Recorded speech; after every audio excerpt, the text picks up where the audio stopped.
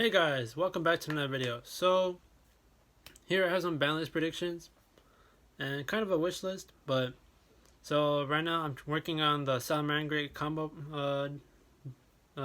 video. I'm also working on a Megalith Necros deck as well. But it's like those cards haven't come in the mail yet. You know, just because of the whole uh situation we're going through right now. But I have some Banlist predictions just before the Banlist drops anytime soon, or if we even get one. But I think that these are just perfectly fine. Some of them are kind of reasonable. Some of them I think that are just like just a average. Hit this, hit that, and we'll all be fine. Also, keep in mind I'm trying to keep these decks as fair as possible. I'm not trying to kill a deck, but I just want like one or two hits in there, and then like just bring it down to like if we have like that tier 2, that tier 1, just like brings the gap a little bit, just to make sure that you have a very competitive meta and it's just not overran by Eldritch and Adamantipator and combo Eldritch and stuff like that. So just keep in mind these are just like a few hits. But alright, so just going with Block Dragon. So Block Dragon, I think that Block Dragon's a very OP card.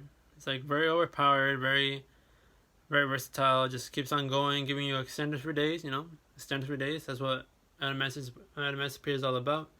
But I have Blood Dragon to 1.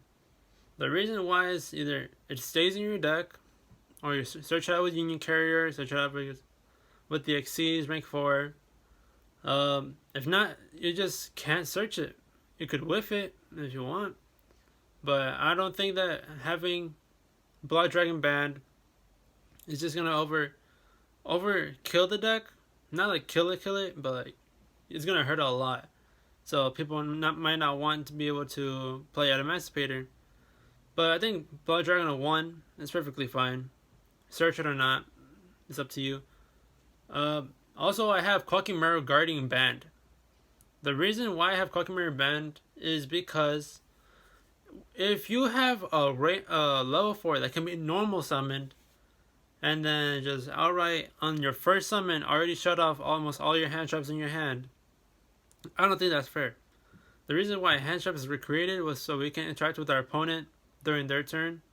The problem is we can't do that if you have a normal summon Jackal King, and it's searchable. It's like just insane. So I think that if you ban this card, that makes Nibiru, Ash Blossom, and a Fake Veiler more of a threat to the Adamantipator deck. Now that they don't have their so-called protection from all that hand traps. So now if you Nibiru them, they have to waste the Appaloosa. If you have impermanence and you get rid of the Appaloosa right before they summon Savage Dragon, then wipe out that Nibiru, and then now they're like, oh, now what do I do? And since I have Blood Dragon to 1, then they can't really have that much follow-up. So I think that just makes it a little bit better.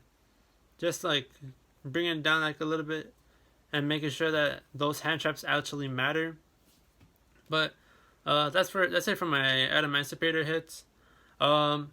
Eldritch, combo Eldritch. I have Scarlet Sanguine to 1, and I have Jet Synchron banned. Scarlet Sanguine to 1.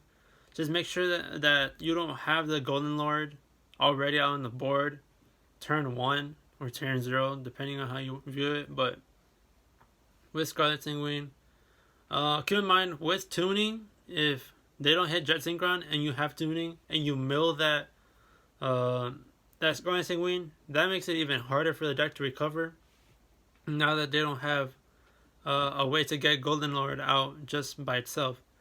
So I think that this is just perfectly fine, hits the consistency of it, and you don't have to worry about, oh, when are they going to summon Golden Lord if they already have to mill the Scarlet Sanguine. But with Jet Synchron, Jet Synchron's the best one-card needle fiber out there. Enough to be said already, but Jet Synchron is just too hard for the game. 1.5 cards, and then now you have Savage Dragon, Herald of the Darklight out on the board. I think that's just too much and unhealthy for the game. As well as you have all that Eldritch back row to deal with. So that just makes it even harder to play the game. Sure, there might be other replacements, but I think Jet Synchron Band is just like really okay with me.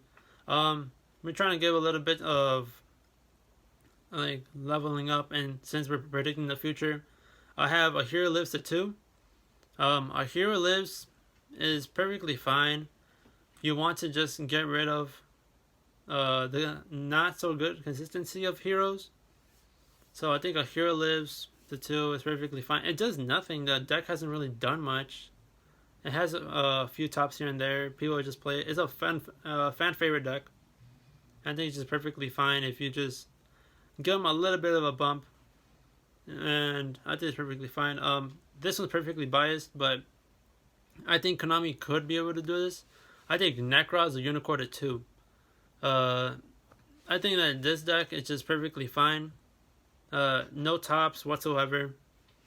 It's just a roguish, just fun, casual fun to play with.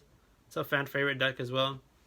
And with the new Dragma support coming out, I think that with Dragma, Necros, that's a really competent deck in the OCG. So with the OCG mirroring kind of into the TCG, I think Dragma Necros is going to be one of the powerful decks of the format. Or kind of going to like that tier 2-ish, roguish. And I think that's perfectly fine. Just having Unicorn 2. I mean, it does really nothing. But I think it's just perfectly fine just keeping it how it is.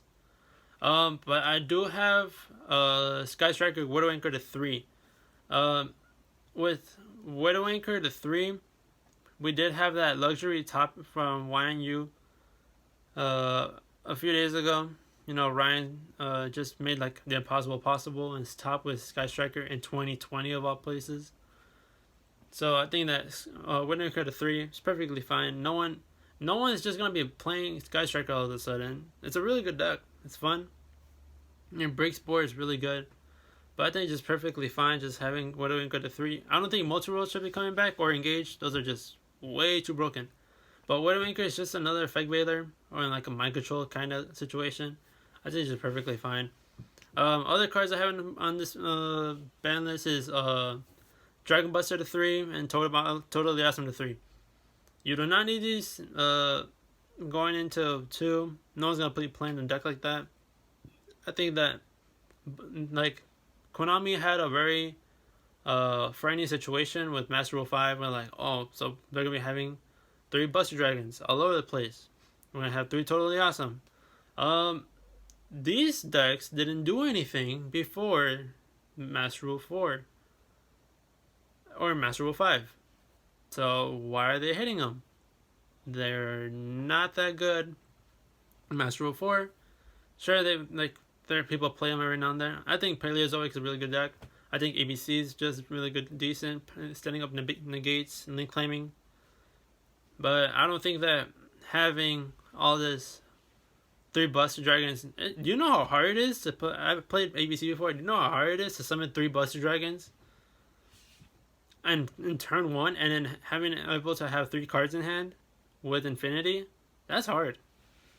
But I think that with the new support of coming out in Mechanized, that Machina structure deck, as well as Eternity Code with Union Driver and the reprint of Buster Dragon, they just realized that Buster Dragon isn't really that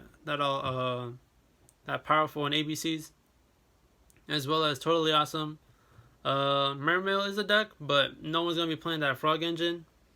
So I think that Totally Awesome to 3 is perfectly fine. But guys, let me know your comments. What decks you think should be getting hit, which one should be getting lifted up. But guys, just like, share, and subscribe. You guys know the deal. Your boy Win Games here. Just comment below what cards you think you should be getting hit, and what cards can be coming off the ban list, as well as what kind of cards could be in the near future that can help the meta grow. Alright, but see you guys.